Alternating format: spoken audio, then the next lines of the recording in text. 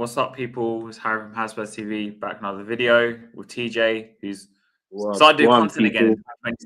Yeah, man. You know what? New Year's, there's a the New Year's like goals in it. Yeah, I started it off with a bang. New Year's Day, junction goodbye video.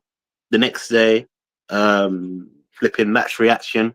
I'm doing content again. I'm actually releasing on my channel. As you can see, it's streaming on my channel as well. So I can and into Spurs' live. Yeah, 100%. He even clocked it. Man, I'm pushing out content. I'm trying my best to push out content. I'll put a link if you want to join. I'll put the stream. Yeah, you know what is in it? I've abandoned my channel too long in it to for it to even like. Let's be real in it. Realistically, I should have been uploading 2 years ago, man. Realistically, I had because we've been going at it for 2 years in it, and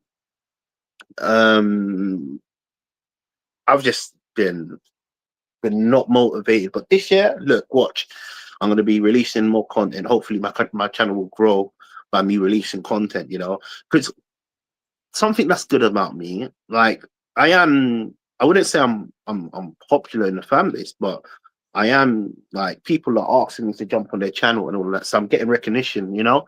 It's just my channel's not growing. Do you understand where I'm coming from? So is what it is, isn't it? But how you been, my bro? You been good? Yeah. Apart from Tottenham, this has been all right. Oh, you work now on Fridays? Okay. Elijah, No I'm not way, seeing you my live bro. in ages, man. When are you live nowadays?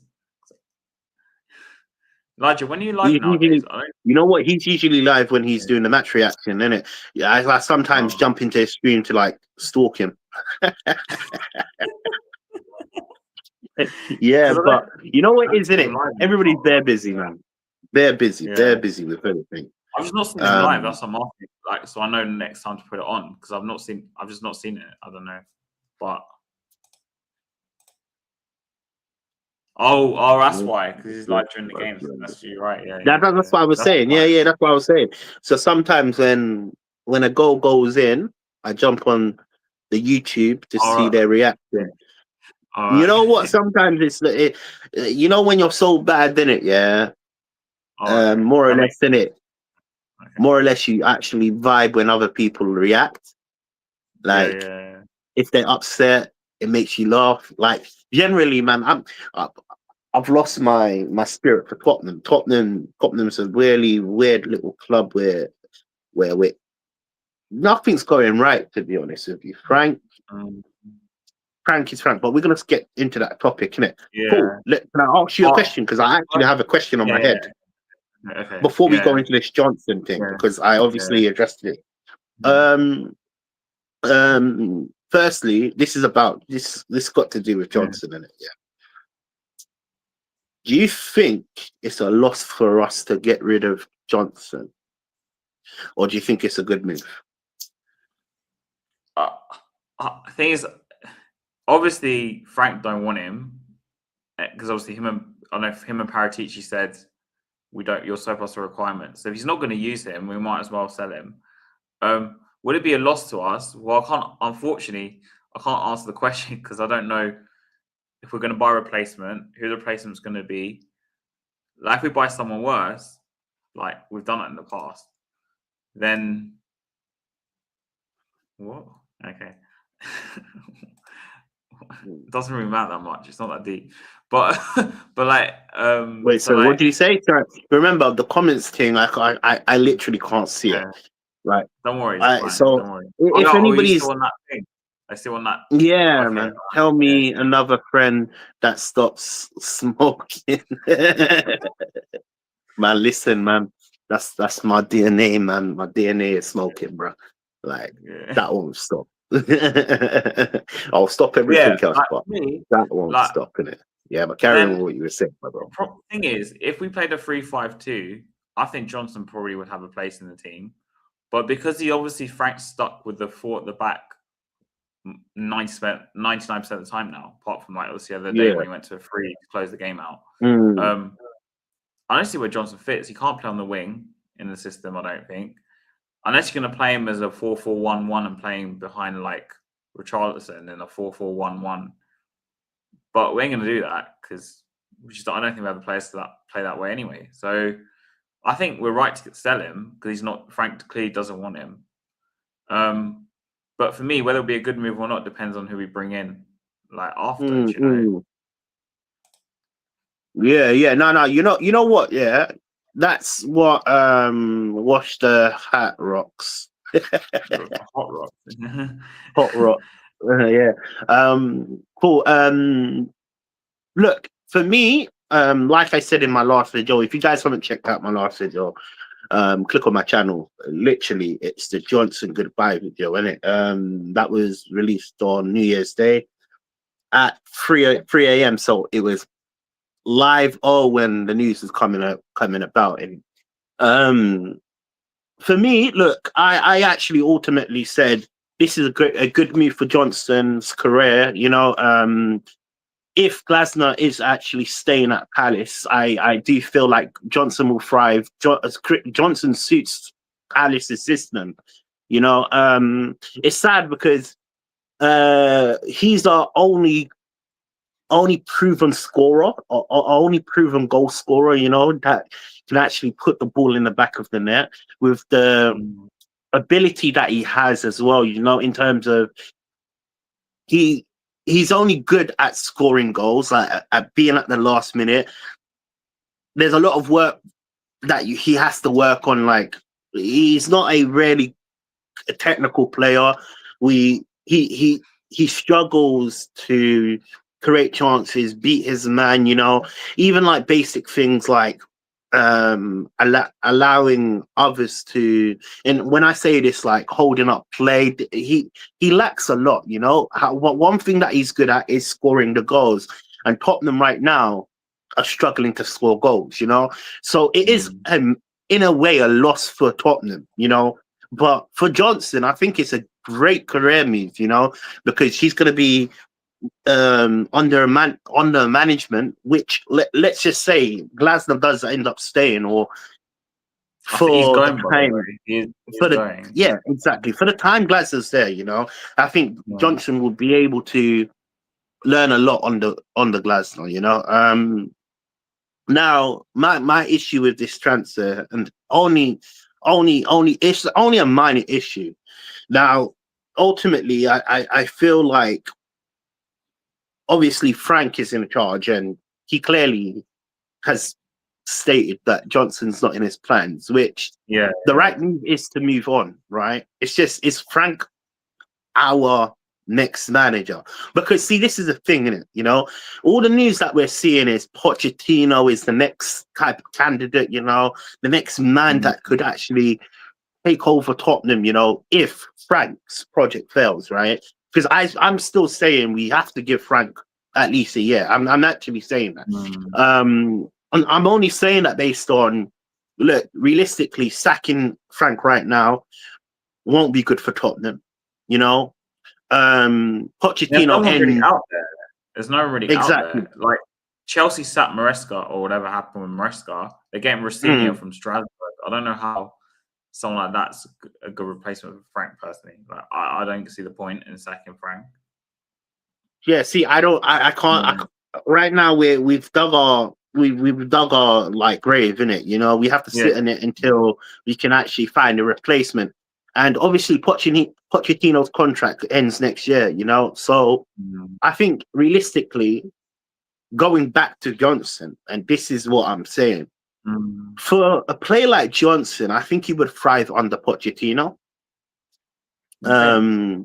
Yeah, I believe so. I actually believe this, you know. I did mention this a few weeks ago, you know.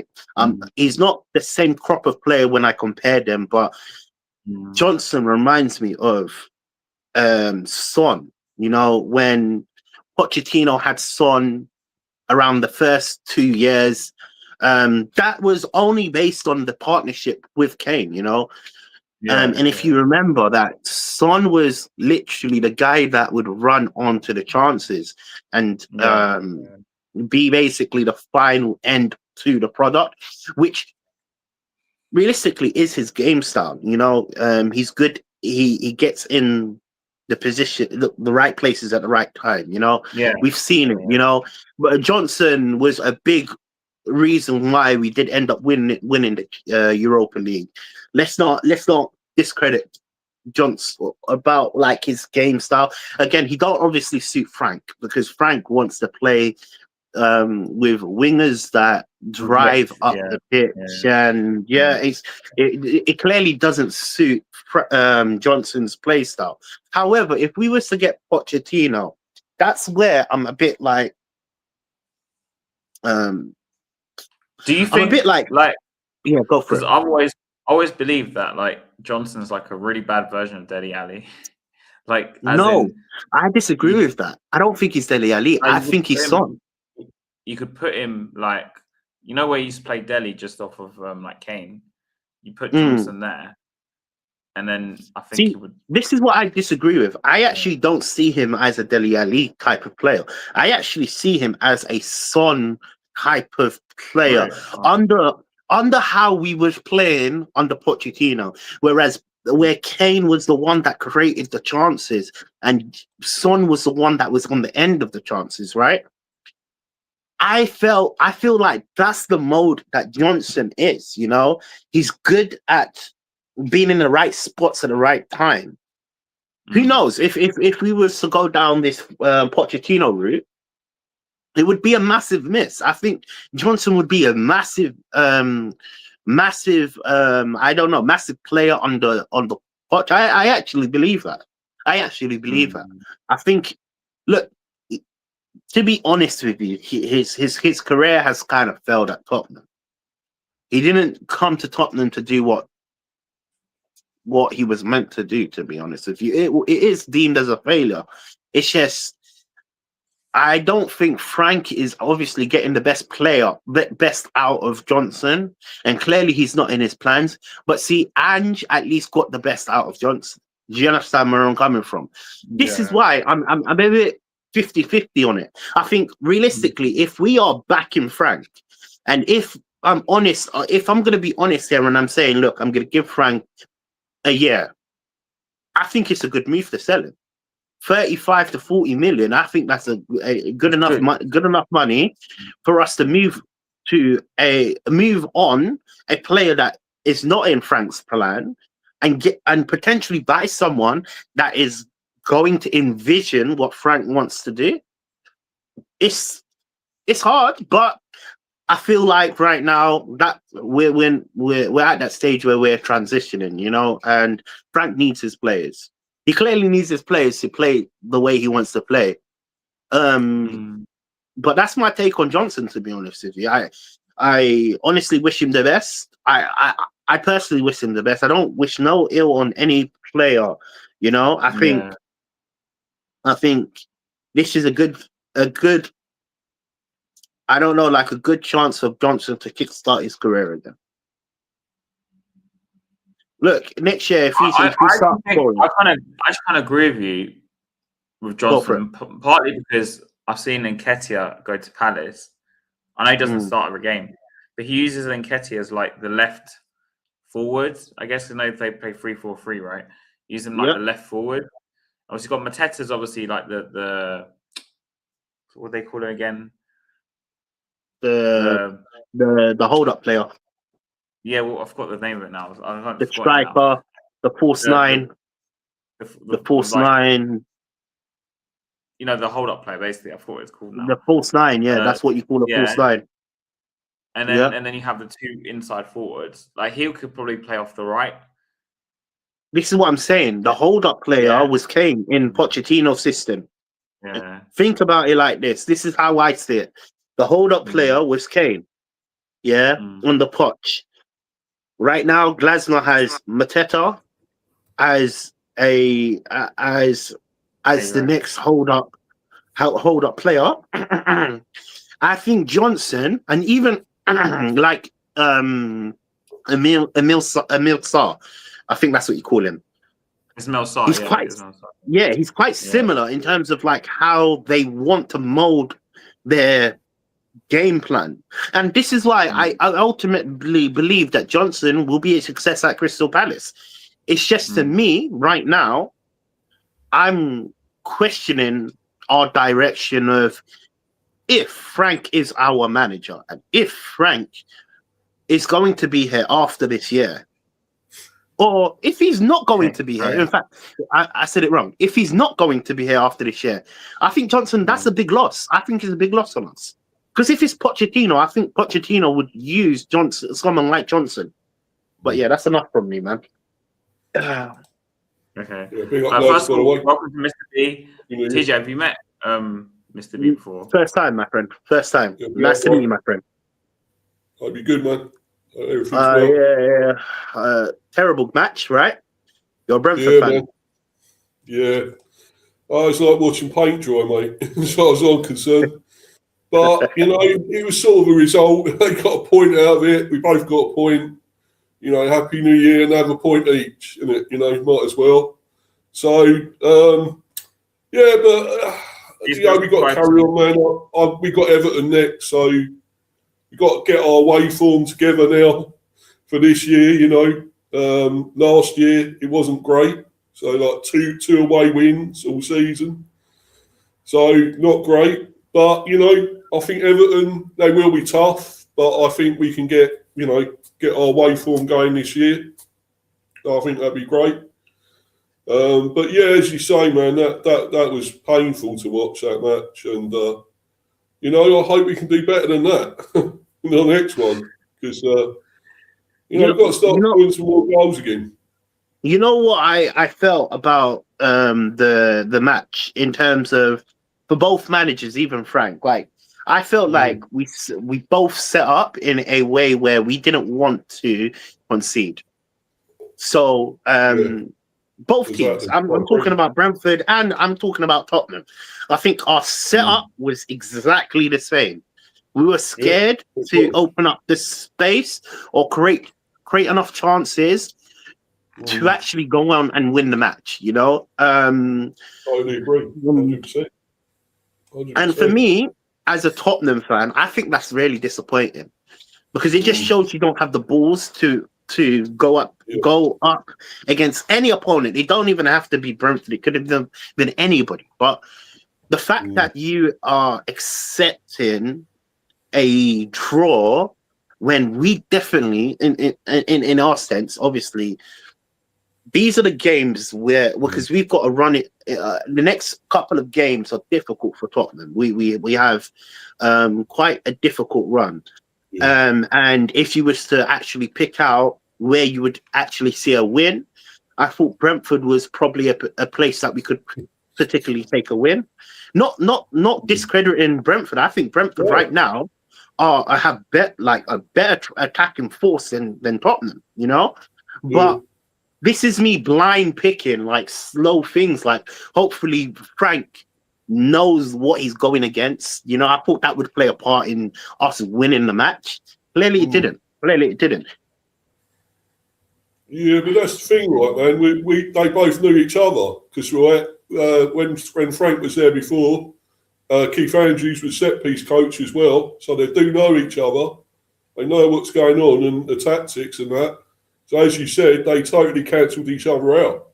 And that's what they were looking for. We were looking for just don't lose again, because it was painful when we came to your ground and lost 2-0. We could have lost by more, but for Kelleher, we were terrible in that game, man. We just didn't turn up. And, we just had to sort of come here as well and make sure we didn't lose, it's a GTEC. So home ground, and you'd think we should be out there going for it and really attacking them. But then we sort of thought, well, no, look what happened before. If we lose like that again, even at home, it was too cautious, I think. I think Andrews was too negative a bit, man, And he's got to sort it out. He's got to do more. It's like we weren't done against Bournemouth, We slapped them up, totally. And that's what we should have been doing. And no offence, man, but I thought you lot were there for the taking as well. Because I don't think you're that amazing, this season. You're boring under Frank, man. It's like, we see that at us when he was with us. Even under, with us, he was negative at times. So, you're not the only one he's like that with. So, you know. But when he does do the attacking football, you see what happens. And I don't think you've quite seen it yet at Spurs with him. So I don't. To be honest with you, it's not me not seeing it. It's me not trusting the process.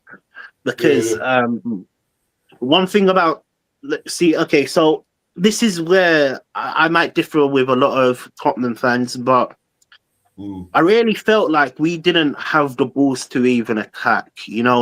Sometimes it comes down to ambition, and it also is a bit of Frank needs to step up. I generally believe that he is too cautious. He doesn't want to take risks, and I feel good evening, and has TJ, and yes, my bro. How you been, man? How you been?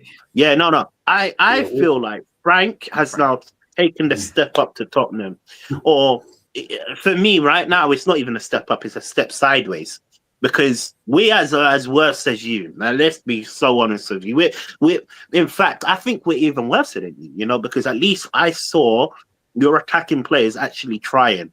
One thing that I have to say, we have a good defensive structure, which helped us take the draw, which in a way is a positive. But it's like, we're too cautious. Any game, and it's not just Brentford, we don't try, we don't risk. The motto, this is our ethos.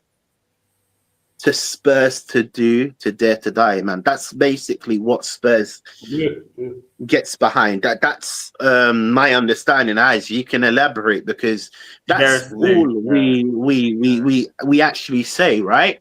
But it's like, I don't see no risk. I don't see no ambition. I actually don't see nothing to say we are going forward. I can only see us going backwards from this performance, because it just shows we don't want to attack. We don't want to take risks. And look, a draw is a fair result, but there are games where we've conceded due to nonsense, and performances like this. For me, I feel like Frank is running out of ideas, or Frank is too scared to change what he knows, and this is my issue. Again, we have to give him a year.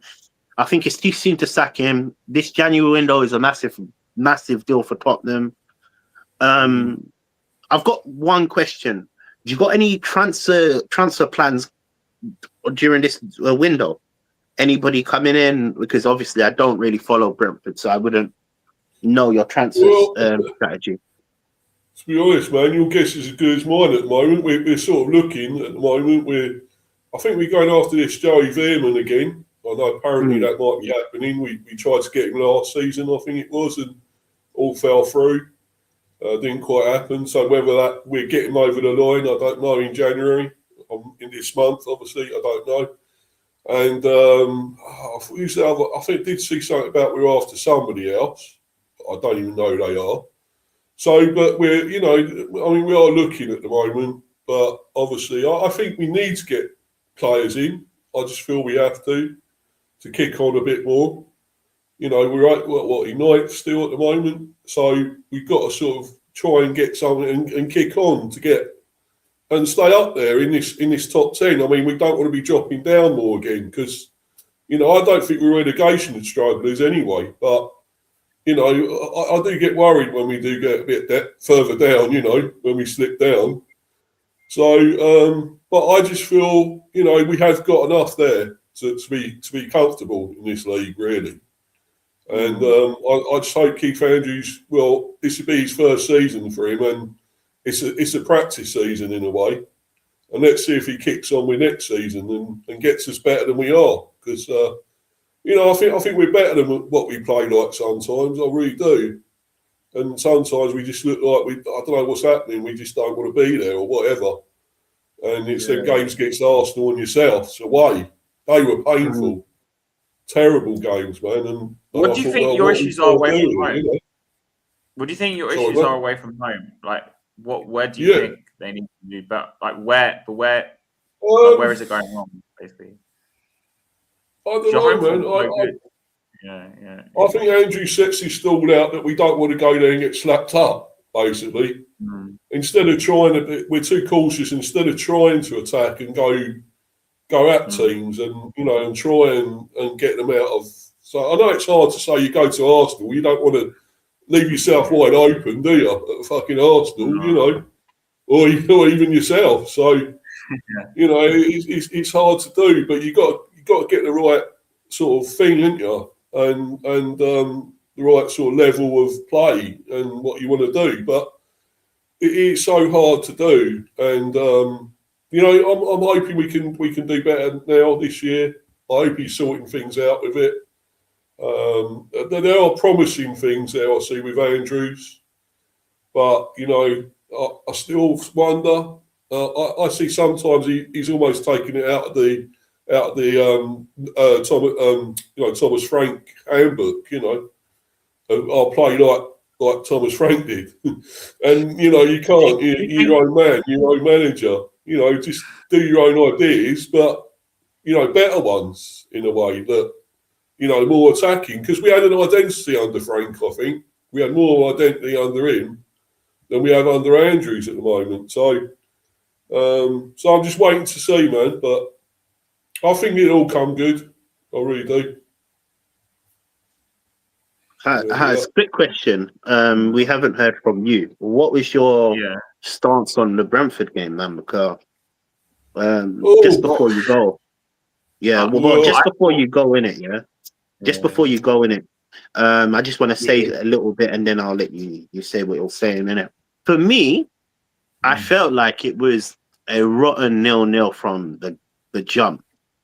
The lineup, the build up to the game, the cold air, the way it felt. I didn't see us trying to even attempt to make an effort.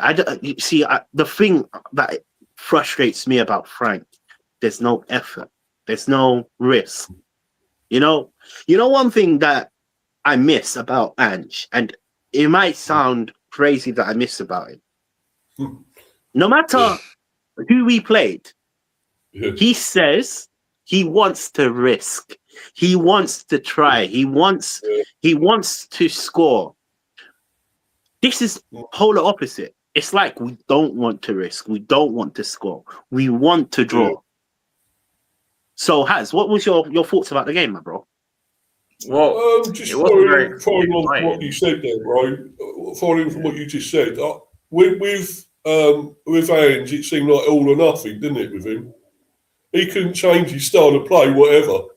He just wanted to go hell for leather, get up down the pitch, high line, and whatever, and go and attack. He just couldn't change his way of play. I think with Thomas he can.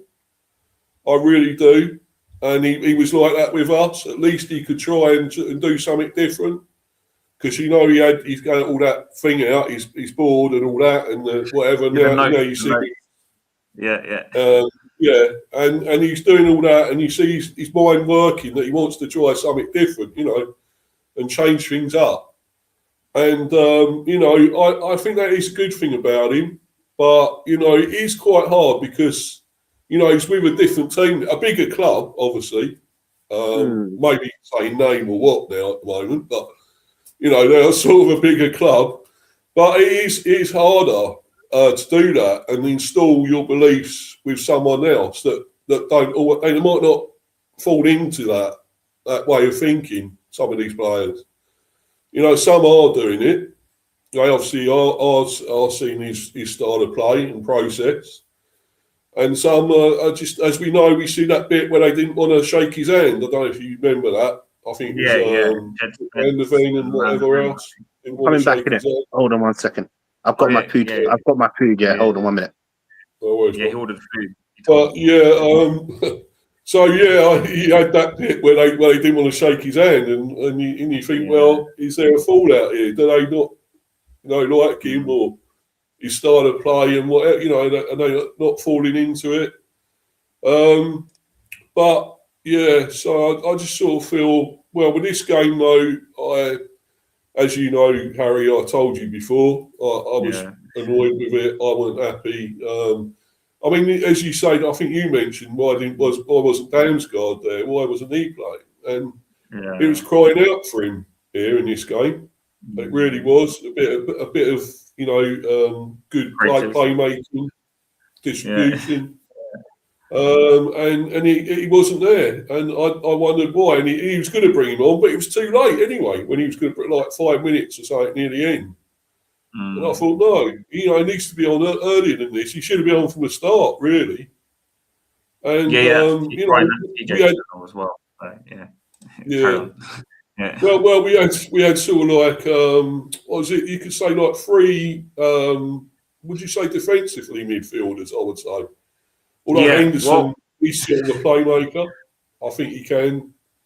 We had three as well, though. We had Gray, Bentancur, and Paulinho. Yeah.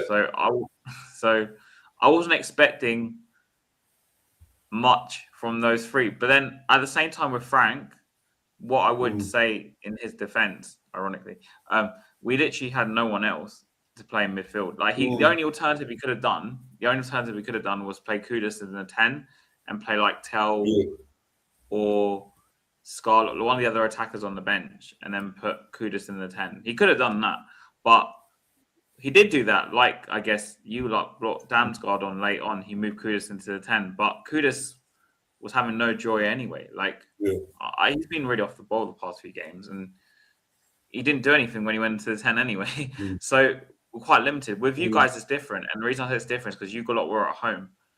So I think you could afford to play Damsgaard. I think personally, you could afford to play him because you probably have most of the ball. Right? Yeah, that was disappointing. It really was that we could have tried. Damsgaard would have lit it up a bit more and done something in that game. And why he didn't play him, I don't know. That's the thing I think with Andrews. Why can't he go for it? Why hasn't he got this mode of that? Let's try and attack more now. And we've done this for so long. We defended well. Okay, it's fairly good at defending, but then again, I don't think we had that much to defend in the way. Yeah, and Kelleher wasn't tested enough either. One shot. The reason. Sorry to cut you out. The reason you didn't have enough anything to defend because our stance was defend first, think about attack later, and then when we did get the ball, all it was nonsense balls over the top, which makes no sense to the current setup because one, Richarlison, for me, is not known for holding up the play, not known for being able to be great in aerial battles, especially with the defenders that you guys have. The whole tactical setup for Frank was, look, let's get out, let's get a draw. I think a draw is a good result. And that's what I'm against. I'm against that because we only saw it once where we played to feet. And that was when we created a chance and I think it was Alderweireld. It went to Alderweireld and Richarlison and Alderweireld went to the left and he crossed it in to Richarlison and Richarlison kind of crossed it back. And I think that was playing to feet. But we done that once in the whole of the 90 minutes. I can't even remember a second opportunity where we actually played 2 feet. Most of our attacks were long balls and pointless crosses, in my opinion. It was technically we weren't trying to attack, in my opinion. And that's the reason why there was not much for you guys to do. We made it easy. It was more of a training match than anything else. There was nothing to take from that game. It was the teams scared to attack. I thought you were better going forward than us.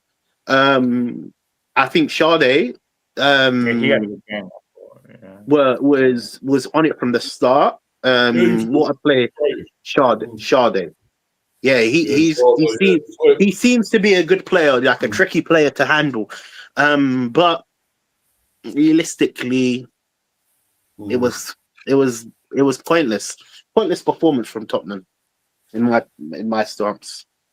Yeah, man. Well, that's how I felt with us as well. I thought, well, why didn't we just go for you lot more? You know, we are at home, and let's try and attack. You know, and then let's take our foot off the handbrake. You know, and all that, and you know, it's not good. You know, release the handbrake. It's like, you know, like say with Arsenal, isn't it? They always say, oh, they can't release the handbrake.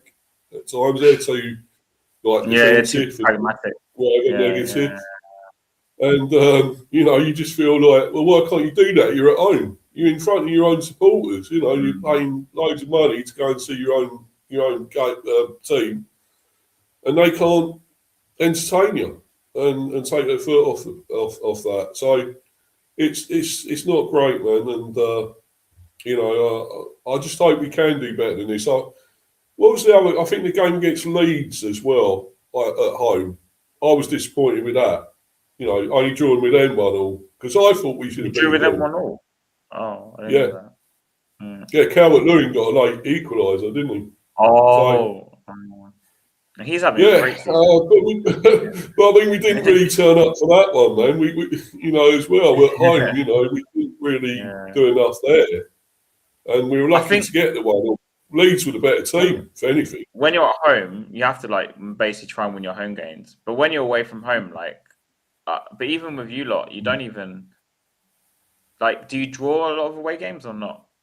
Do you draw a lot of them, or? I don't think we draw. Mainly we won 2. We haven't drew away yet.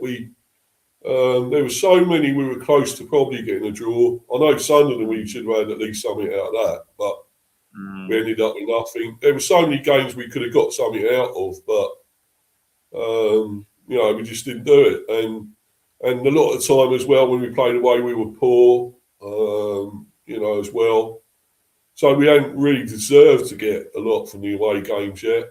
I mean, you know, like West Ham, as we know, that we could have got at least 7 or 8 against them, so we would really boss that game. They were poor, West Ham, and who was the other one? Wolves, of course, 2-0.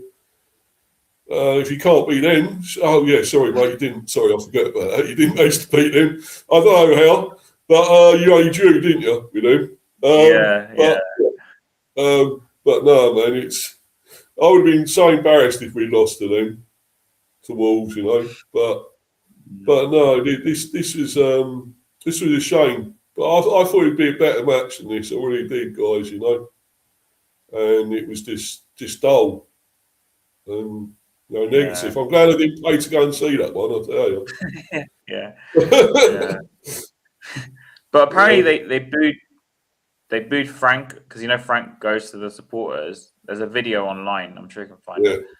They're booing Frank or something, and then so our fans clearly unhappy with him. The problem is like I don't think we should sack him because there's no managers available anyway. Like there's no point. But at the same time, like the biggest question for me is, and this is why I'm still franking, I guess, is he playing this way because of the limited amount like players we have available, like the midfielders we had? That's all we had. Bullshit, man. So, that's bullshit, man. At least try, man.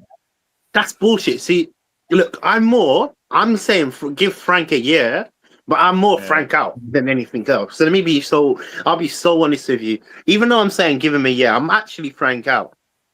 I'm just disappointed that he doesn't try. Look, no matter what players you have on the pitch, Ange didn't have the same players. At least he tried. Ange had Son, he had Kulusevski and Madison. And then they were injured. That last season, he was injured. In those first 10 games, he had all those players. Yeah, but still, there's no... We have Odobert on the left, or Mwani. We've got our midfield was Mwani and Tell, and we've got Odobert, Mwani and Tell, and Johnson. And Johnson was our top scorer last year, and because he doesn't fit into Frank's plan, he's going to Crystal Palace. So there's a bit of it where Frank is not using what he's got. Let's be honest with you. Like, when was the last time you saw Teletubby Tell? But I don't rate Tell, so I don't. If he doesn't play, 100%. I don't rate most of our squad. But you have to use. Sometimes as a manager, you get paid the most money to use what you've got, right? Yeah. And clearly, he's not using what he has at his disposal. Would you play Tell last night then? You know what? My lineup started with Tell on the left. In fact, I thought Odegaard was a surprise. I thought Tell was going to get the run in. So I thought Tell, what is it called, Richarlison and Kudos. Obviously, that's the starting lineup, right? But are you playing as number 10 then? Sorry? Are you playing as a number 10 then? It was only going to be Archie Gray. Realistically, we don't have no number 10s. We could have moved Kudos into that 10. Yeah, I thought about that as well. Yeah, we could have moved Kudos into that 10 because he has actually played in the 10. Not for us, but in his career, he's played many games in the 10. But this is my main concern is Frank is not trying. Well, You don't see him try to attack. When was the last time you actually saw a build-up goal or some sort of one-touch football? He's not that manager.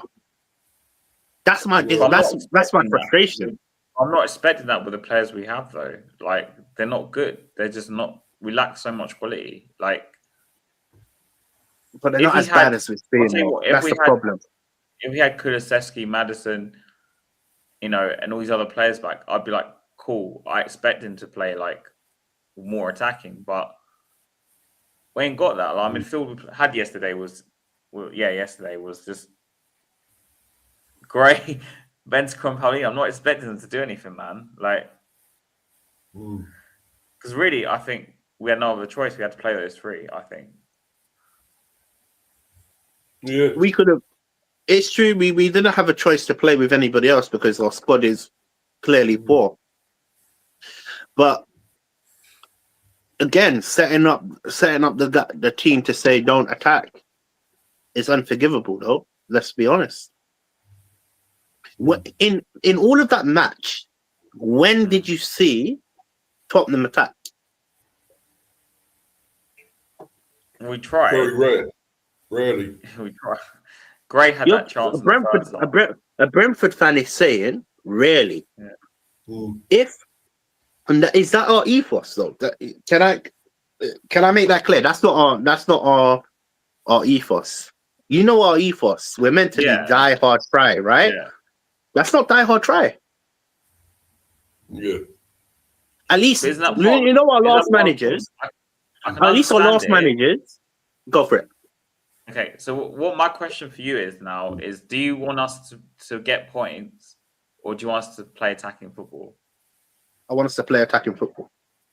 So you don't care. So we went Brentford yesterday. We chucked everyone forward. We lost. I want us to try. 2-1. 100%.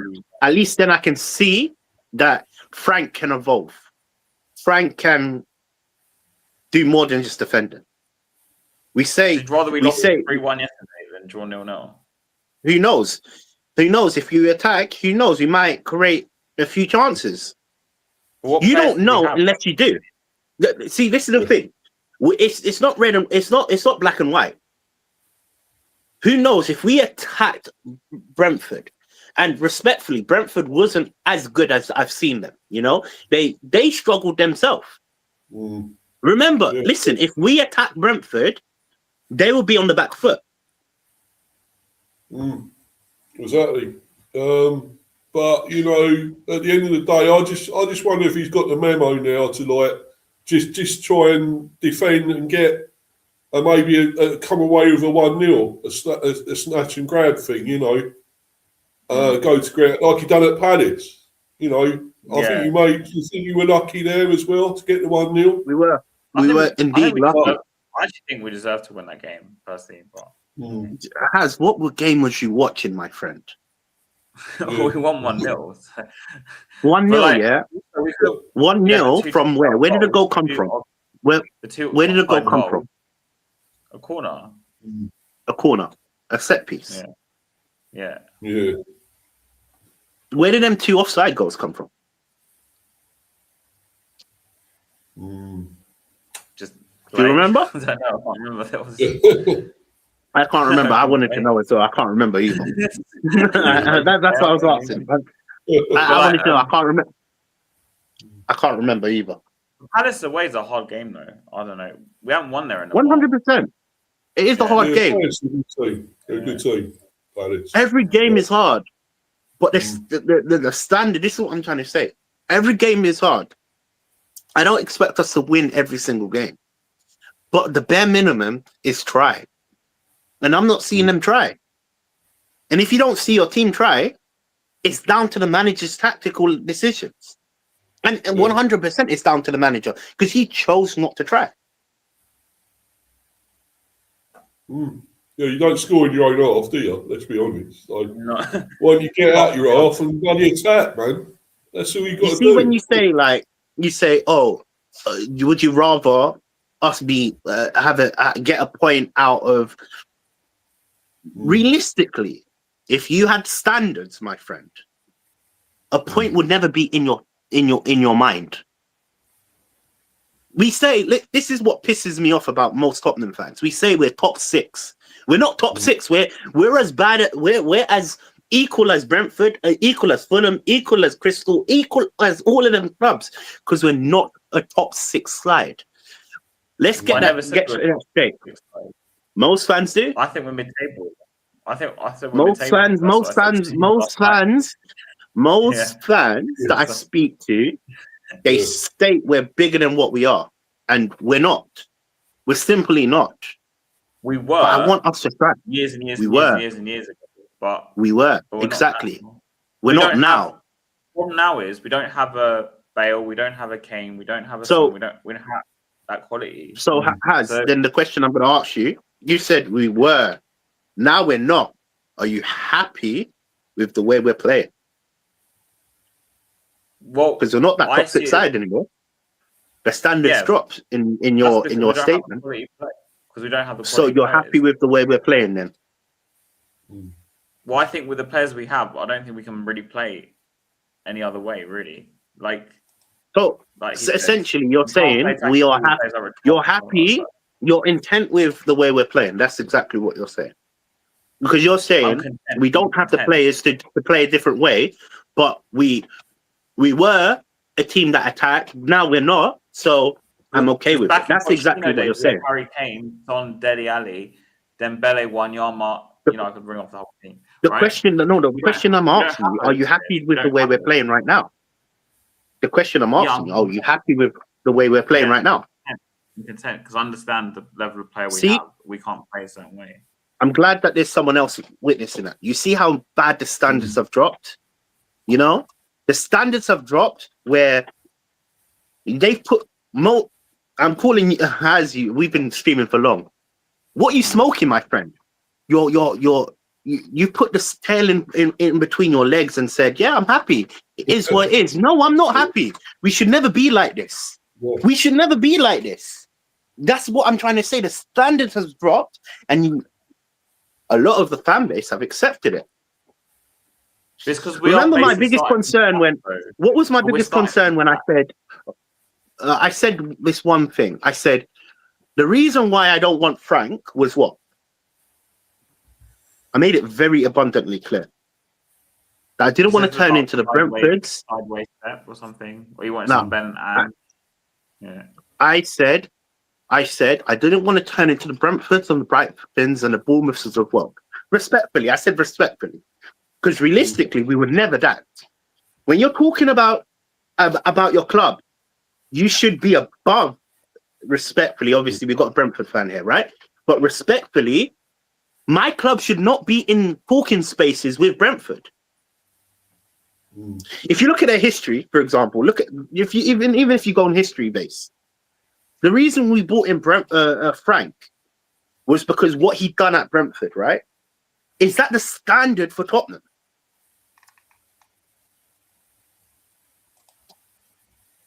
you say we've done a lot with lesser players. Even I'll admit that we have got lesser players. We have got amazing players. I mean, look, we had Visser and Bramo as well. Well, quality, man. We lost them goals. What's it? 40-odd, 50-odd goals or something with them. A lot of goals, yeah.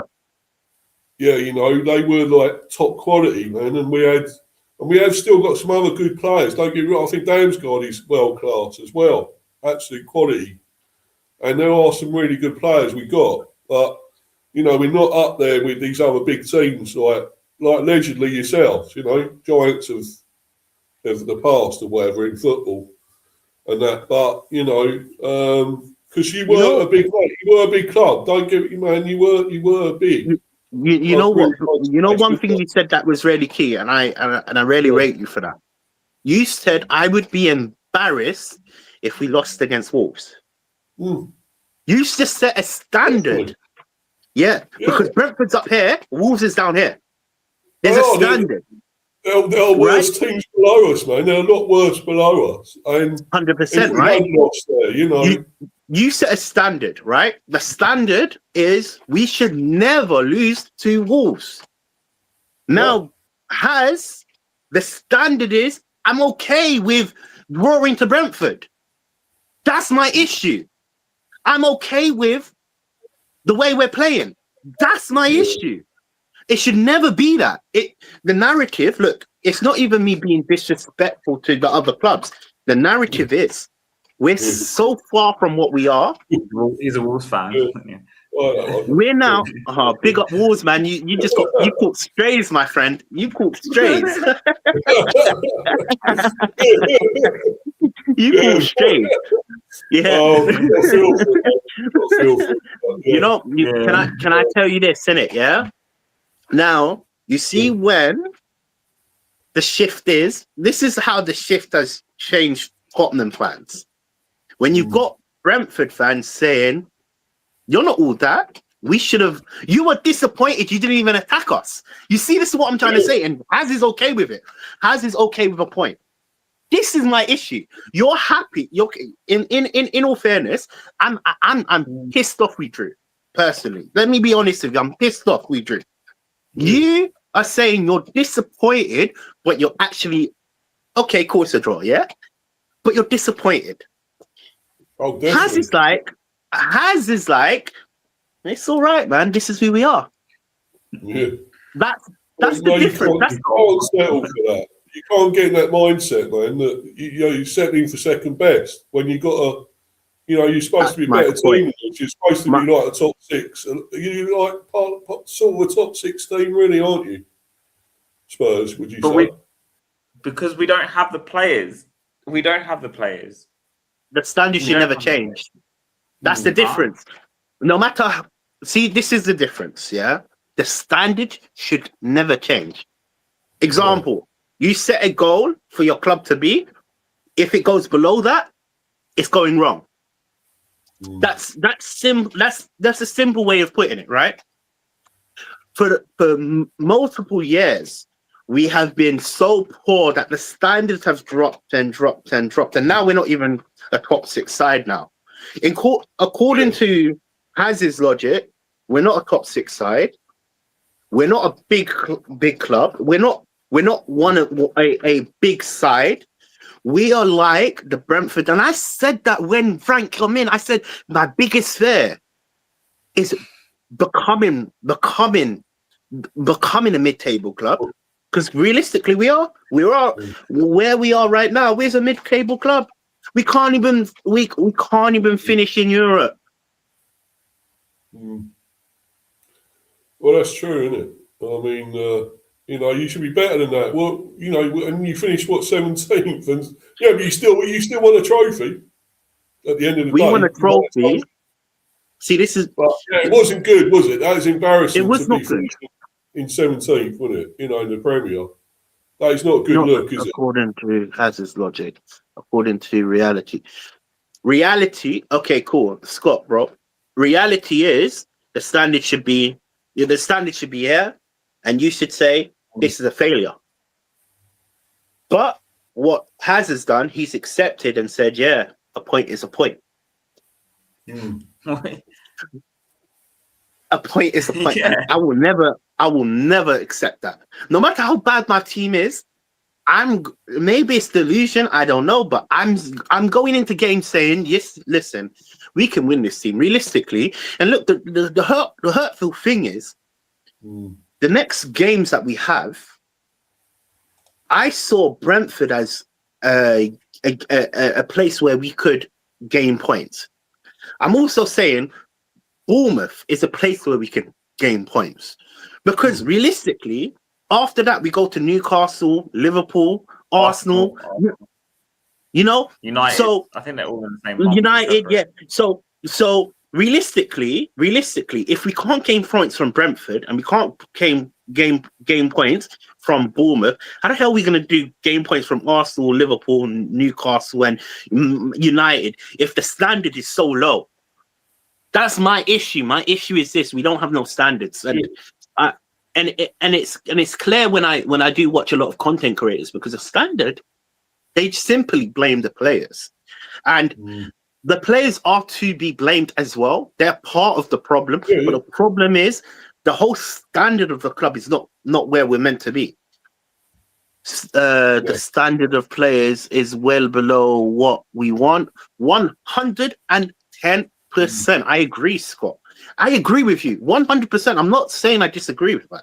I'm saying the standard should be there. So anything below it, big up TJ on the panel, everyone. Big up to yourself, innit? But yeah, that's enough me talking, innit? I'm gonna eat some of my food. You guys carry on talking. Go for it, man. When I look back at like old Spurs teams, right, all the back to, I'm just being honest. When I first started following Spurs, when I turned 10, 12 years old, like, you know, properly, I could remember everything, right? Not in the 90s where I went to like games, but I couldn't recall. I couldn't tell you. Our team was awful then, right? But even back to 2005, when Martin Yole took over, we had a better team and squad back then than we do now, because we had like Michael Carrick. Even I think Gina's probably walks into our team at the moment. That's how bad it is. Like Ledley King was there. Dawson, we bought Dawson. Like at least we had strikers that were good. You know, Keenan Defoe were there till we got Berbatov later on. But when I look at this team, I think it's even worse than back then. And back then we finished, I think, 5th. But also those 2 seasons we finished 5th and 6th, or whatever, 2 5ths in a row under Martin Yole. We had like I said, we had a better squad. We're more goal scorers. We're better players. I mean, maybe the defense is the only thing that's comparable. The keepers are kind of the same. Robinson was maybe slightly better than Vicario, maybe. I don't know. But he used to make massive mistakes. Maybe you don't remember Paul Robinson. Made a lot of mistakes, man. Paul Robinson, Paul Robinson made a lot of mistakes. Yeah. So what I'm saying is, I think that team back in 2005 is better than this team. And our biggest problem is in midfield, and I think. But this is why I kind of like... But that, because how bad we are, I'm just like, well, drawing away is not a bad result. If it was under different players. Talk about Robinson. I met him a few years ago. Robin, did you? Yeah. Oh. No, and I say a few years ago. This is going back like 4 years ago. In fact, 4 years ago. Yeah. Met him in person. He was number 1 back in the day. Really nice guy, apparently. He's supposed to be. Yeah. Supposed to be really top guy, you know. But who's that French guy you used to have in goal? Who was the international? Lloris. Do you mean Lloris? Yeah. I actually thought he was supposed to be a really great keeper, wasn't he? He was better than Vicario. Better than Vicario, in my opinion. Better than Vicario. He did make a few mistakes, didn't he? But then he was amazing for France, wasn't he? He was world class for France. And yet, why did he come to Spurs and be like the bozo, get the bozo gene, you know? When he come there, it's like he seems to have this problem with your goals, didn't it? We went from Lyon for like 8 million, because you know what happened. So Levy, we agreed a deal of 12 million, and then on the last day of the window, Levy goes, "No, I don't want to pay 12." And then they got it down to 8 or something. Plus, they gave them like a shirt or something. I don't know what it was, something really silly. Can he? That's why Yeah. Leon didn't want to deal with us for like 10 years because That's we only got Levy, Ndombele all from over Leon. that. Mm. Yeah, like he That's the would. problem. They You weren't had happy. Levy. Hmm? Well, so do you think there is any difference with his new lot then, Harry? This new lot you got in board and that. It's too early to tell, really, because we were going to talk about a bit of transfers anyway. Cause, Oh right, yeah. because he's gone now. But obviously, because Johnson's gone, the two names I saw today. I'm were still here, by the Savinho way. and Dim. All right. I'm still here. I'm just eating, So- innit? You know Yeah. what I'm eating? I'm eating flipping, It's what do you call it? Prawns, innit? Prawns in Is it. it? They're like oily. Tempura. Yeah, man. Tempura. Yeah, man. There's a place called Hot Bay. It's next to Wood Green. I think you might be able to order it to your Hot Bay. Oh, I've seen. I know where that is. Yeah, I know. Hot Bay, yeah. They do seafood, crab, fish, you name it, you know? Oh, yeah. Sounds good. Yeah. Oh yeah, I'm yumming it right now. So if I'm off camera, that's where I'm at right now. Like obviously, like TJ, we sold Johnson now, and the two names, Savinho, Dim Monday that I've seen. Yeah, is there anyone else you want, TJ, to replace Johnson on the left or left winger? Sir, anybody that I want to replace Johnson? Yeah, because we linked with Savinho and Dim Monday. That's the two names we linked with. Before we You know talk about what? Sunderland. Yeah, because that's You know what? Yeah, we definitely need a winger now, and it's important to get two wingers now because obviously we've lost Johnson. There's not enough. There's not a lot of names out there that I'm. What is it called? Brian, I'm advocating Jolis because he's Greek. I've seen him play a lot for Greece. He's really good. He also plays at number 10, Jolis, the one he meant to talking about Amura. I don't know who Amura even is. I don't know who he is. But yeah, Jolis there's not a lot of wingers that. He's more like a forward. He's not really a winger. Like he can play. He plays on the left, but he's more like a forward. Like I don't think he'll be the guy to go down the byline and put balls in. He's more like. He reminds me a lot of a bit Chadley back in the day, that sort of player. Like he plays more in field, but he can play as a 10 as well, Jolis. He can play as a 10. I've seen him play as a 10 for Greece. You know, not a bad shout. You know who? But, you know who I would want? Ndai from Everton. Everyone wants him. Everyone wants him. Yeah, man. I think he's a baller, man. With the games I've watched, he's a baller, right? But can I be honest with you? I think if anything, you know, you're talking about replacing Johnson.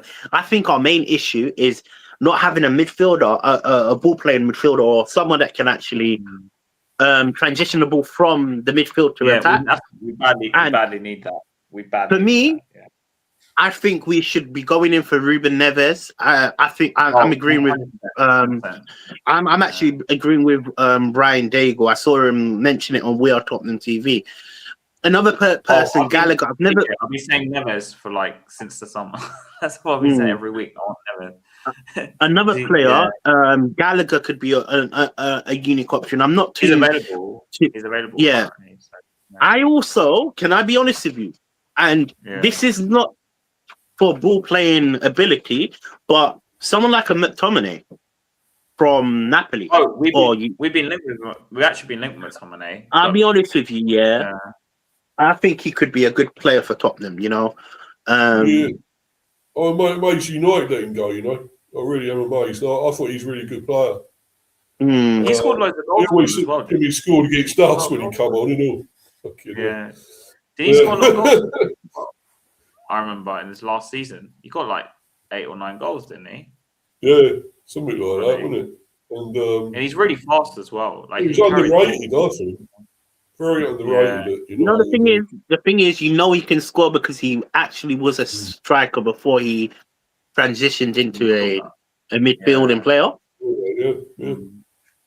But we definitely, I think the main issue we have to address is the midfield. I think that's where we lack. You saw it against Brentford.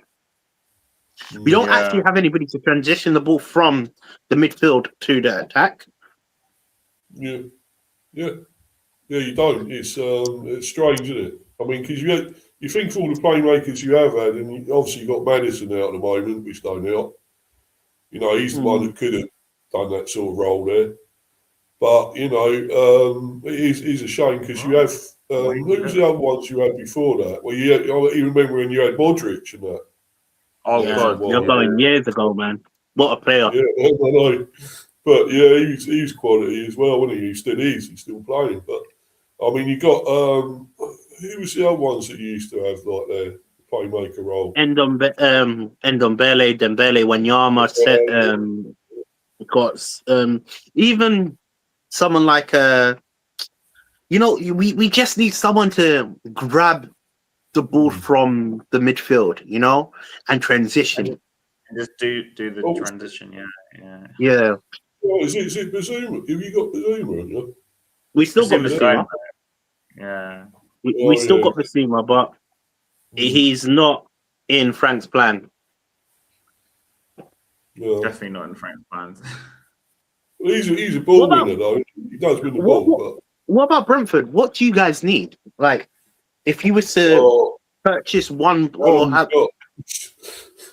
No, I mean, it's we just we do need a few, man. We haven't even spent the money we've got for Vissa and all that yet, and Ramo.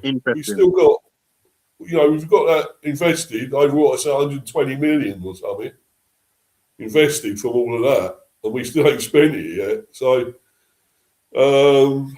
you know, the thing is, we won't go overboard, man. We won't overspend. That's just the way we are.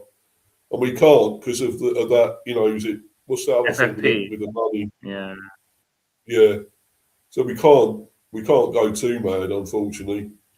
But it's a good model that you guys have, you know, because over the years you've produced so much quality talent, you know? Yeah.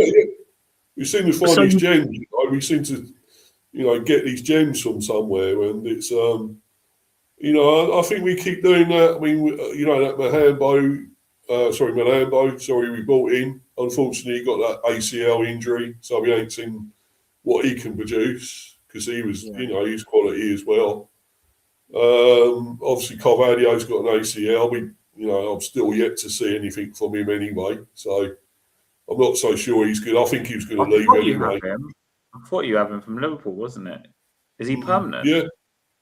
Yeah, we had him gone permanently, but I think he was going to leave again, though, because he's just not performing. He won't seem to, you know, kick on.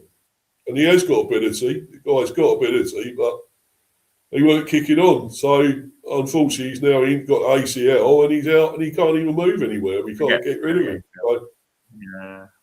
which is a problem. Apparently, us and Palace are after this guy from Man City. Young defender. I don't think he's even played yet. O'Reilly? Are you talking about O'Reilly? No. I wish we were after him because I think he's quality, man. I think he'd be great for us. But I think it's something Juma Bar. I've never heard of him. Yeah, apparently he's promising, and I don't think he's even played for City though yet. And we're both after him, us and Palace. So only 19. What about any outgoings? Because Sade, man, could be a good replacement for Johnson, man. Wouldn't you? You were after him, yeah. I would want him. I want him. Well, I don't want him to go, man. I hate losing these players, you know, these top players we have, and we're forever getting rid of them. You know, we keep saying, "Oh, we're a selling club. No, fuck off. We shouldn't be. Yeah, Juma Bar. Why should we? You know, in the Premier. Juma Bar. You know, yeah, but you know, we shouldn't be, man, because we're in the Premier now. So why should we keep losing our best players, big players? It's not right, but you know, it's going to keep happening, I'm afraid. And Sade probably will. You replaced them really well, though. Like Thiago, he's come in. He's scored how many goals? Is it 30? Sorry, I can't remember. Is it 12, 13, and 16 19 games? Yeah. Like you replaced them really well. Like the good thing about Brentford is 12. Yeah, like you sold these players, but you already identified the replacements maybe a year beforehand, or like already. So when they go, the new guys just straight back in. But then, yeah, I think we do well. It seems like we're not shopping in Sainsbury's. We're shopping in sort of bloody Primark or something like that. Pound. To be getting these sort of players we're getting is amazing, though. But we do, we can see this talent, but we have to spend within our means, and that's the way it is with us. And, especially because of FFP and PSR and all this now. That's it. So even though once we go over that, they do City, us. Liverpool, it doesn't seem to apply. I mean, Liverpool spent how much last summer? Yeah. No, it don't affect them, does it? No. I wonder why. But, isn't Savinho injured? Yeah, I heard he got a knock as well. And Diamande's at AFCON. So yeah, if we go for either of these players, they might not be available straight away. That's the thing. Yeah, is it that Diamande you on about paying a load of money for over spending or something? He's performing. I think Diamande is performing really good at AFCON right now, as well.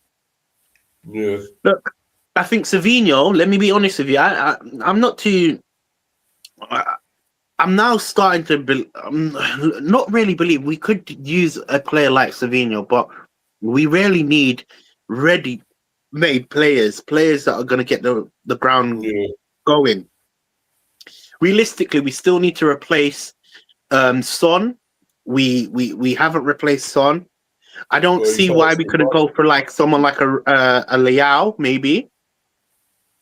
We have to convince him, the money, the structure.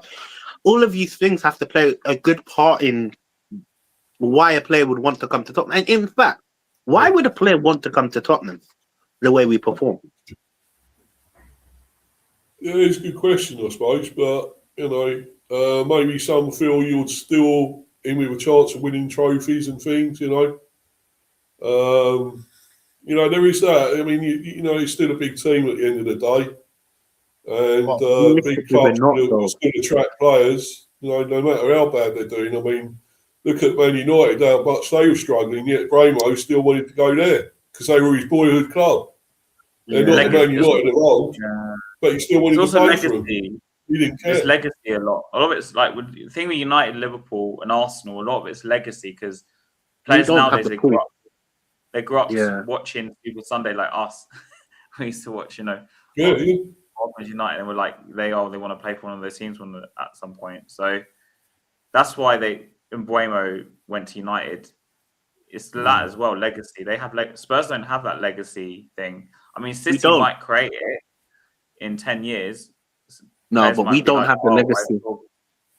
City, but I'm saying City are creating a legacy with Pep and obviously the past 10 years. They're creating a legacy because now in 10 years' time, in 2040, let's say, a player might look at it and think, "Oh, I grew up watching Aguero's last-minute winner in 2012," just for example. So I want to go to City. They'll have that. They're creating a legacy. Like TJ's right, we're not creating a legacy. That's the problem. Like, because Spurs don't win enough to really create one. I just don't. Yeah. And let's be honest with you, like, it's a bit sad that I say this, isn't it? But we're not creating any new memories anytime soon. The success on the pitch died when they sacked Ange Postecoglou. Let's be so real, because the next time you're turning big 34, right? Yeah. By the time you're big 85 is when you're going to see Tottenham win another trophy. Oh. Yeah, obviously. Yeah. So I've seen us win 3 trophies, TJ. I've seen us win when I was 7 years old. I was at the '99 Cup final when we beat Leicester, and Adam Nilsson scored the last-minute header. I was at that game, so I remember that vaguely. Because I remember so well is they were booing Robbie Savage because he dived to get Justin Edinburgh sent off. And I was at the 2008 final, and obviously we had Bilbao. So I've seen us win 3 trophies in like every 10 years we win a trophy. So on average, I guess, something like about every 10, 12 years. So we'll win I've another only trophy, seen one. TJ. We'll win another trophy, man. We'll definitely win another trophy. To be fair, realistically, I've seen two. I've seen two, but I don't class that trophy as one, because one, I was too young. Two, realistically, I wasn't really a deep fan like that. Just childhood club. Yeah. So my memories of trophies is.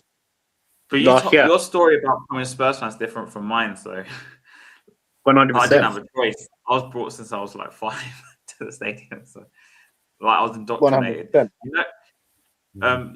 Mr. B. Yeah, I was at that famous game where we were 3-0 up against City, and they went down to 10 men. Joe Bum, and we lost 4-3 in the FA Cup. I was at that game. Were you? Oh. I remember it like really vividly as well. We were 3-0 up, and then we lost 5-3 to United. I didn't go to that, but I remember that day because because I'm Greek Cypriot. I had to go to Greek school that day. I always tell the story to people who are just not Spurs fans because it's a funny story. So what it is at Greek school, we used to start at 2 till 5 o'clock. So when I was a kid, I never used to go to games. Then I changed Greek schools to start going to the games. Anyway, it's a long story, but that day back in the day, right, we're talking back in like the early 2000s. There used to be this the caretaker used to have a small TV and he used to have Sky Sports on the TV. That Soccer Saturday. You used to have it on the TV. Yeah. What we used to do at break, because Saturday 3 o'clock was like a normal thing back then. There wasn't as many televised games. We'd go in there at break at like 3 o'clock, whatever, and check the scores and ask what the scores are. Because we're like, oh, who's winning? Anyway, so when I go in, he goes, it's 3-0 to Tottenham. And I'm like, what? Like being Man United 3-0. I was like, what? Anyway, by the time I go after break, I go back, whatever. Obviously, back then, there's no social media. There's no, you can only really get the scores from like either people who are watching Sky Sports texting you or something, teletext. But back then, I had like a really, the phones back then, right? Where nothing. So I had no idea what was going on. And you'd have to hear from people. Oh, so and so scored, and I'm like, how'd you hear it from? Is it true? You know what I mean? Yeah.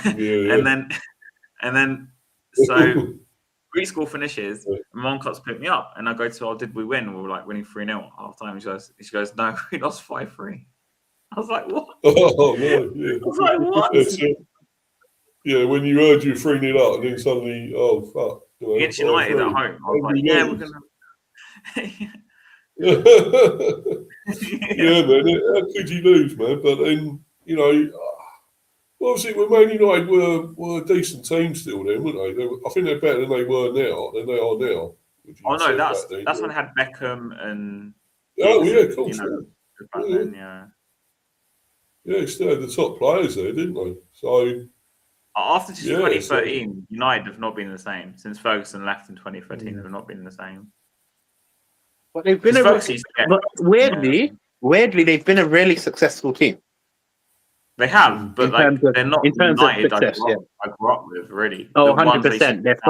They're far and beyond that. Yeah. To watch Super Sunday and watch Ferguson versus Mourinho or Ferguson versus. Yeah, man, and they were just that United team was just the best in the world at that time. Giggs, Roy Keane, Beckham. I mean, I remember the '99 final. I was only 7 years old. I do remember watching it, because of Solskjaer's goal. I have a memory of Solskjaer's goal.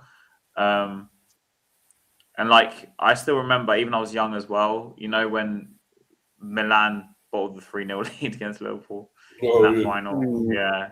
I remember that. I watched that in Cyprus, actually. I have a lot of memories. When Joel got sacked, I was in Cyprus. I missed that game. I was in Cyprus. And they were telling us, and bear in mind, again, there was no, social media then. They were telling us in the pub, in this Irish bar in Cyprus, that he was going to get sacked. And I didn't believe him. But then at half time, they started seeing his name and he got sacked. Do you remember Martin Yole got sacked at half time? Yeah. Oh, I remember that. Yeah. It's interesting. So, quick one before we go to the next topic. Yeah. It's only the last topic then anyway. So Oh, that's the last I'll topic. speak Cool. and then we'll go on to the topic. Yeah. We Yeah, saying, yeah. sorry? Quick one. If you could pick two positions, because realistically, the January transfer window is going to be a difficult window to address all our problems. What two positions would you say is vital for Tottenham's success under Frank? We need a number 8, 100%, like right now. Like you said, a Gallagher or a Neves, or like we need something like that right now. And I think we need a winger, whether that's left or right now, I don't know, because I guess left more than right. But also with Johnson leaving, we kind of need to sign someone who can play either side, maybe. I don't know. Those are two positions, I'd say. As much as I want another striker and a left back and, all these other positions, A goalkeeper. it's really hard in January. It's hard. A goalkeeper's down the list now. I remember saying, let's go into this January window and replace the goalkeeper. But right now, goalkeeper is far and few. Like, goalkeeper can stay until next season. But we have to look to improve the goalkeeper, to be fair. Like, the goalkeeper is a massive issue as well. So for me, those are the positions. That's because we're not going to get a keeper in January as much as I want one. Just to add a bit of the Brentford side to things. Yeah. Obviously, you're seeing us perform so badly right now.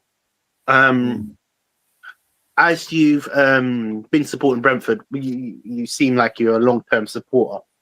And under Frank, you kind of know his ins and outs and what he's trying to implement. From the team that you see us have right now, what player do you think could actually progress well under Frank? Because one of the biggest narratives that a lot of Tottenham fans are spreading is, it is one of the factors of our players are not improving.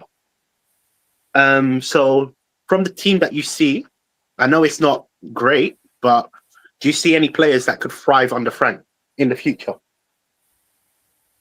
Oh yeah, it's definitely. I certainly see it with a lot of your younger players. I would say, likes of Bergvall or whatever. I think he could definitely turn them into really good players. I already think that Bergvall looks a promising player. What I've seen of him, he looks really great. So you've got a real good player there on your hands, and Bergvall. The likes of maybe Archie Gray, he could improve even more. I think there are players there that have sort of got it, but need to be, they need to find it properly, and maybe Frank will find that and bring it out of them. That's what I think. He done that with us, with certain players at Brentford. He had these youngsters coming through, the likes of this Yarmulke, who plays a lot now under Andrews. He's plays nearly every game. So, and he's looking better and better. He's getting there. We can see signs now of this decent players there. Even like Sharda as well. Sharda's still raw.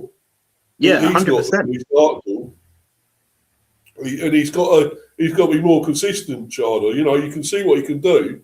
That hat trick he got, one against Bournemouth, man. That was him. Yeah, he's a player. He's a player. The question I'm going to ask you then, and this is different. This is different from me and Haz, isn't it? Because obviously we have two. We're quite similar on our points, but we're different as well. Yeah. Do you think us as Spurs fans we're too reactionary? Do you think we need to give Frank more time, or are you like certain fans that say, "Look, Frank clearly is not the right match for Tottenham," because we're going down a slippery slope where we don't know what our future is going to be like. And as you know, Frank, you've been through the process. Do you think we need to be patient with him? I think you do, man, somehow, because at least give him this season and then see what else. Because it is his first season, and this is a big step up for him, isn't it? But against a bigger team, he's been with us for 7 years, and in that time he's had to learn a bit as well, because he hadn't managed a real major team before. He was somewhere, I think he was somewhere in Denmark managing. And then we sort of brought him in, and You know, he didn't start great either. He lost his first few games, 7 games or more, and he wasn't great to start with, but he had to learn, and you know, he already had that tactical knowledge, strategies, and so forth. He's never been a player, of course, as well, but you know, he seems to have that you know, knowledge and things what he needs to do, and that's all important, and that's what makes a very good manager. I mean, you can't say he's the best manager in the world, because there are better than him. We all know that. We all know there's better than him, but he's still a good manager, and he done well with us, man. You know, all I can say is I'm happy with him. He was great with us. Got us up to the Premier, and we owe a lot to him. I think he was great, and that's why we and cheered him. You know, where was you not booed him? You not booed him. You know, but we loved him, mate. You know, we loved him, and we cheered him. Great reception. There's a question that I saw online, and I'm actually starting to understand why a lot of us as Tottenham fans are kind of like turning away from Frank. I don't know if this was a thing while he was managing you guys, but his press conferences, they're really what's a good word for it? There should be a good word for it. Some of the things that he says, he puts hot water when you don't really need it. Like, let's just say, example, I'll give you a great example. We already know we have a lot of injuries. We don't have the current players and all of this in it. But then he has a go at the fans for wanting better football. Or did he ever do that to you guys? Because the connection with the fans and Frank is not at its best. Half of us, there's half of the fan base want him out. Another half wants. To be honest. But then, I mean, we're not talking like we are, you know, position you're in with a big team like you lot. But, you know, it's lowly Brentford. We weren't, you know, we never had to go through all that.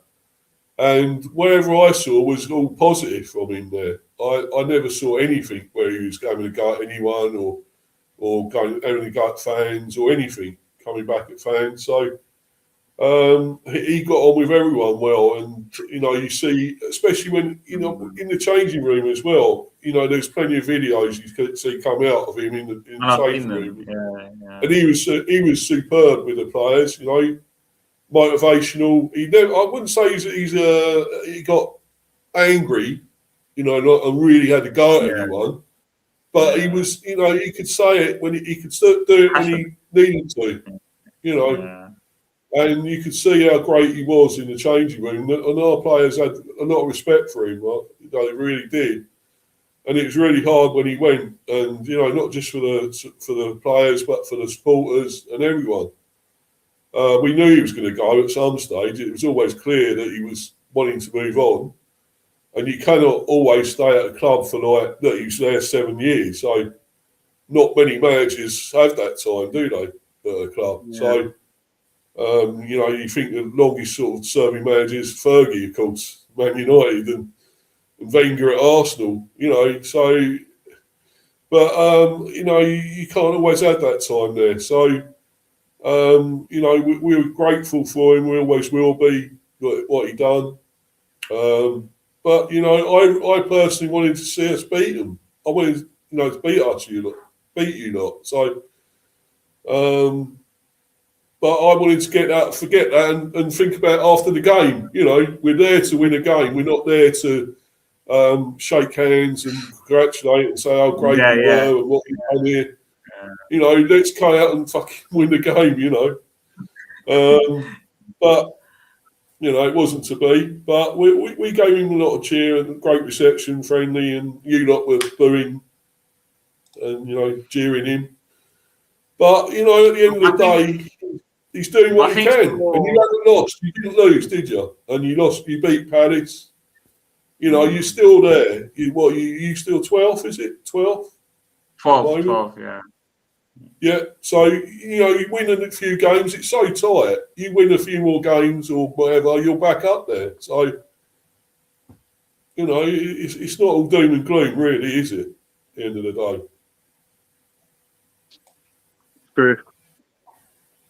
True. Has you got any other questions?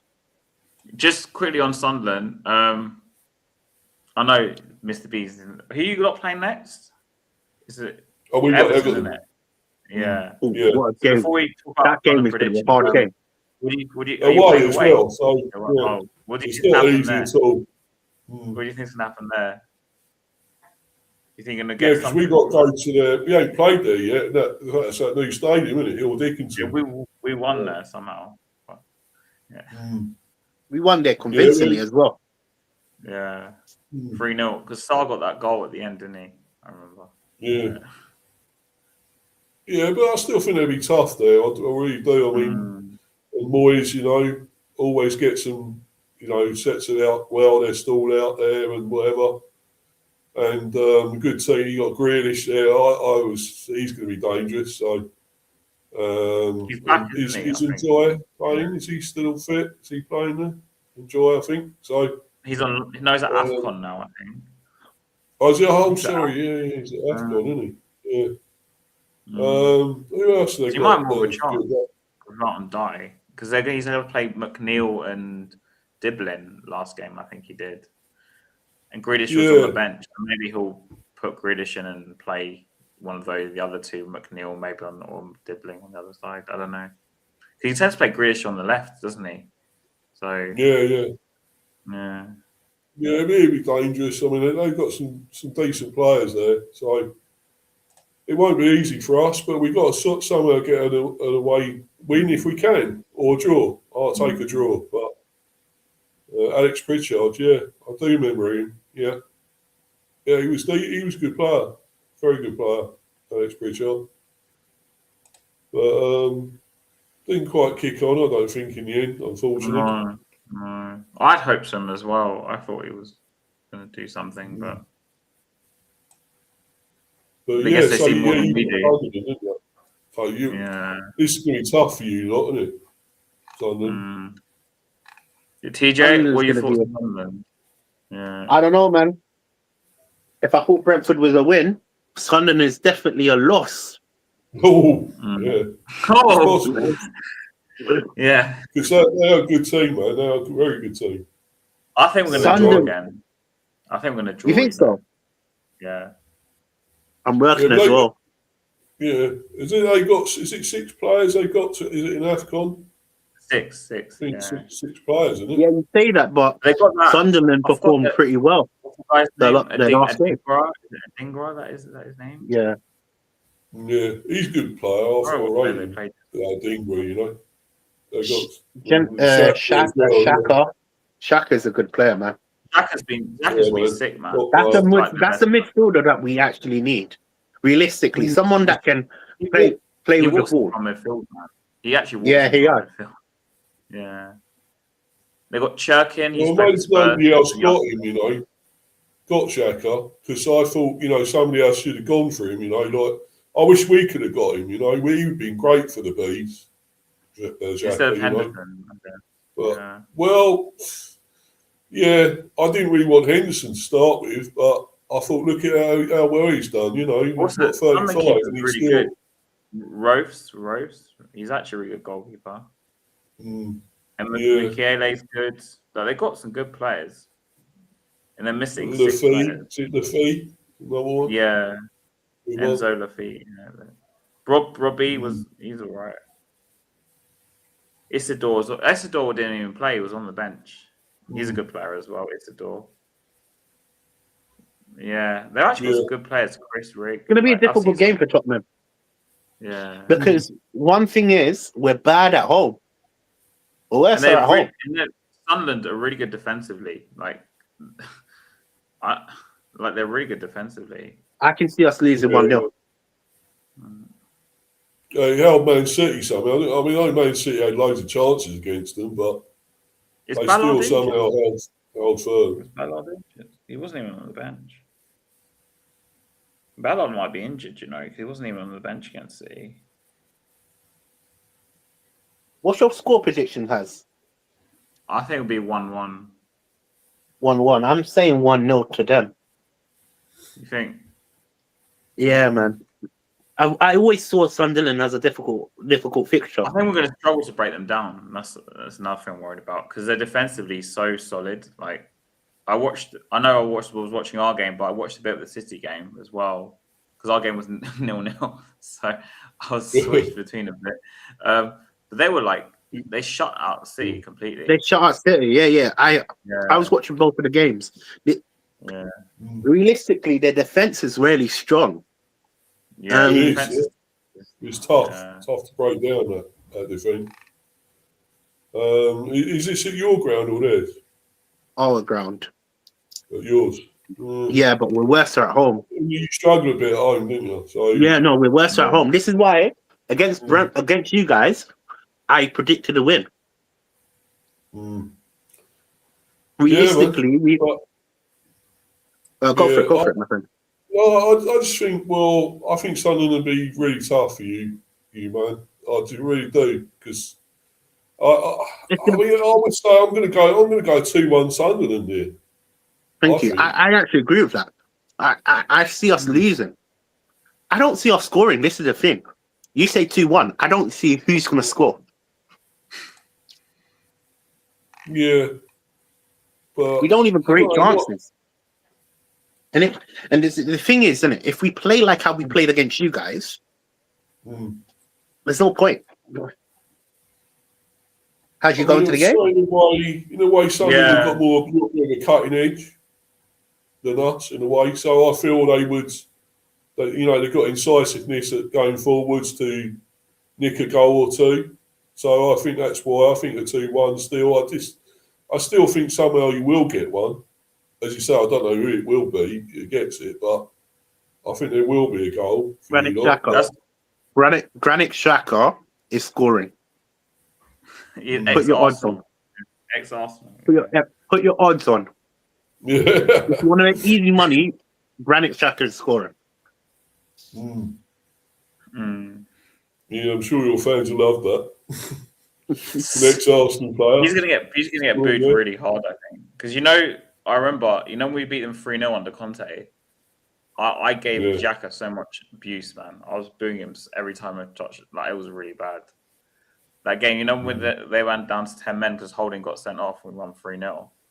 Yep. Yeah. I was giving Arteta and Xhaka so much shit, man. Like the whole game. Yeah, I know, man. I bet. But you got to play Arsenal again soon, haven't you? In February, yeah. February's not a nice month. We were looking at it yesterday, but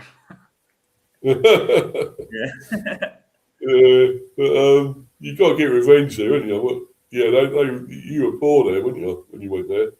Lost 4-1, Yeah. Weren't great, was it? So. No. They're going well though, Arsenal, aren't they? So that's going to be really tough. They're probably going to win the league. Don't say that, man. Don't put it out into the atmosphere. Remember when I said believe? Don't say it. They're not going to win the league. I think only City stand in their way, man, to be honest. I hope City wins because they're like 7 points clear. 4-4. Yeah. The City drew to Sunderland. City only drew with Sunderland, so that's giving them a little bit of extension of a lead, Arsenal. But I still think it could be tight at the end of the day. I think there's going to be wins and losses for both. I mean, it's going to be like banana skins there somewhere for those two. And I thought Villa would be in it as well, but I think they might only finish about third or fourth. Villa now, I can't see them winning the They won't win the title.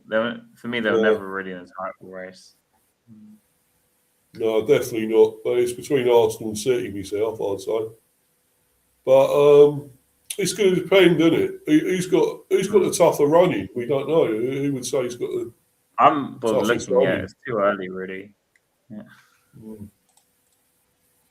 There's still a long way to go, isn't there? So trying to break down Sunderland's low block.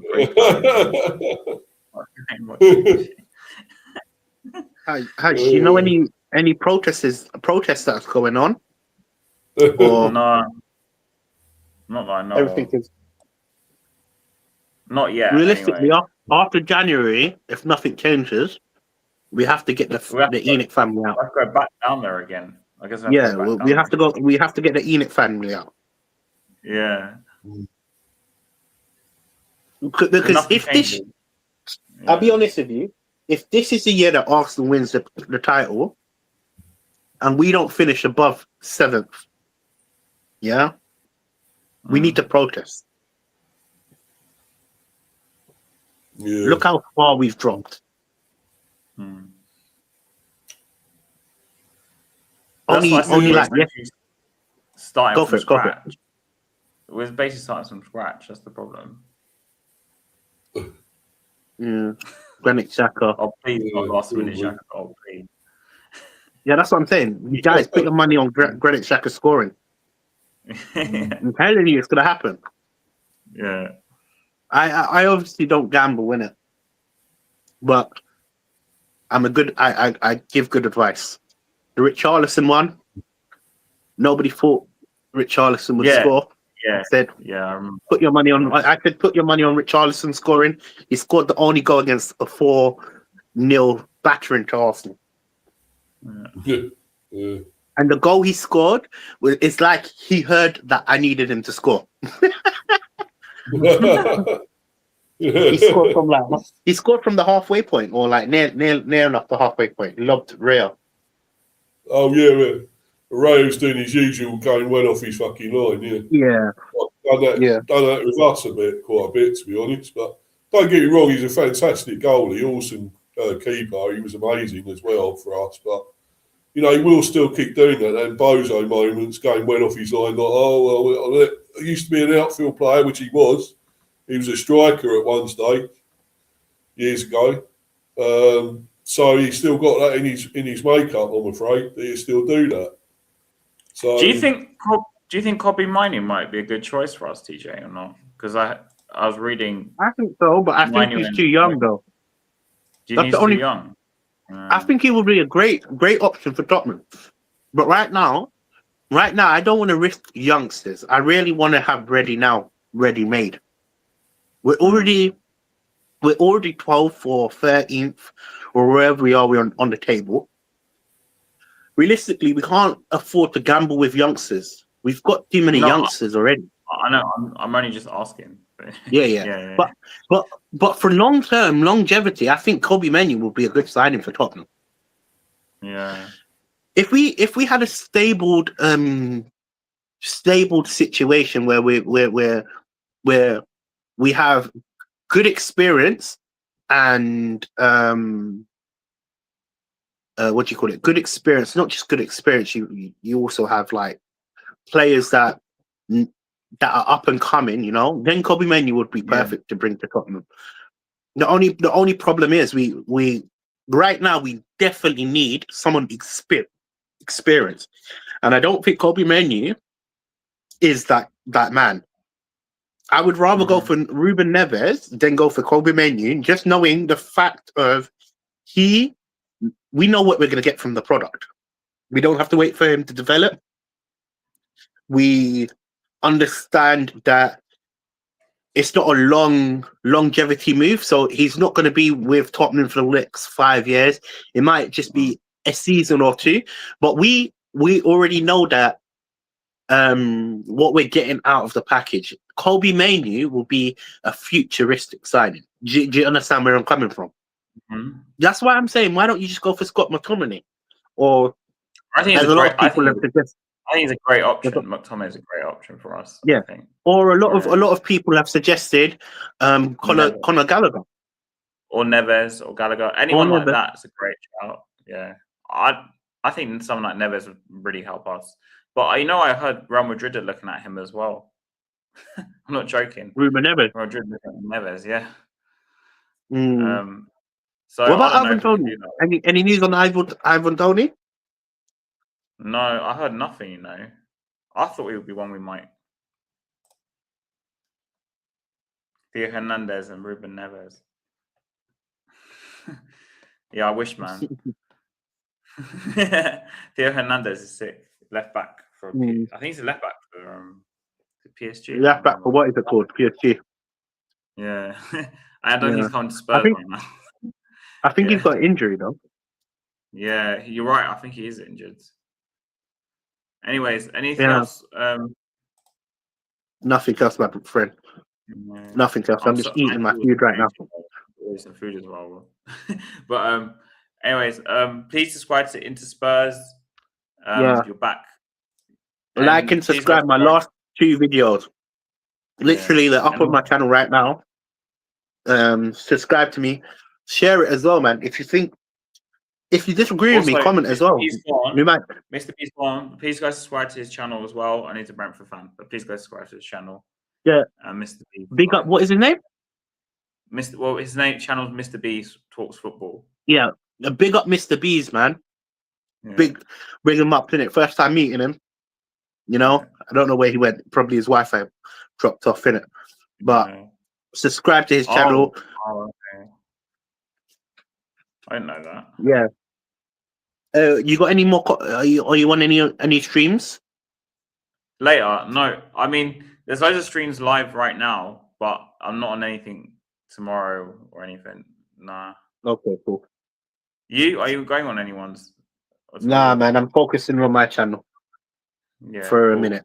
You know, I was meant to go on Harry Scarts, but when he wants me to come on, it doesn't work for timing, and you know, so realistically, I'm